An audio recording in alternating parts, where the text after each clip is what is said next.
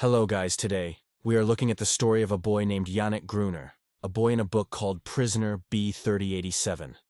This number was tattooed on his arm in one of the 10 concentration camps he went to. In the description of the book it says, Yannick Gruner is a Jewish boy in 1930s Poland when the Nazis invade. Everything he has and everyone he loves is brutally taken from him. And then Yannick himself is taken prisoner, his arm tattooed with the number B3087. Forced from one nightmarish concentration camp to another, as World War II rages around him, Yannick encounters evil he could never have imagined, and yet finds surprising glimpses of hope amid the horror. He loved playing, going to the movies, and living with his family. He felt safe. When the Nazis came, even though he was young, he saw that things were getting scary. He paid attention to the new rules and the fear around him. Suddenly, he couldn't go to school or play outside freely. He had to get used to being hungry and scared. This forced him to become tougher just to get by. His parents were everything to him, and he trusted them. They tried hard to keep him safe. The Nazi soldiers and the constant danger terrified him.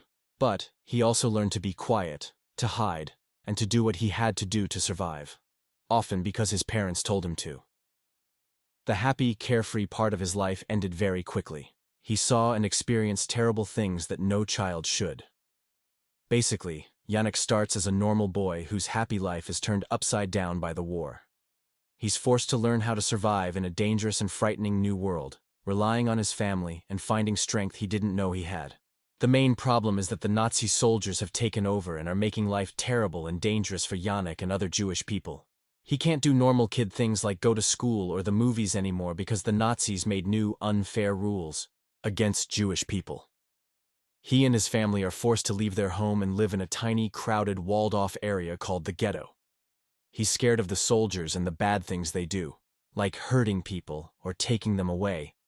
He's often hungry because there's very little food. He has to hide in secret, uncomfortable places, like the pigeon coop on the roof, so the soldiers don't find him. Living in the ghetto is hard because it's packed with people and not clean. He's incredibly scared all the time, but he knows he also needs to be brave and listen to his parents to stay safe. He doesn't understand why all these bad things are happening, and it makes him sad and confused.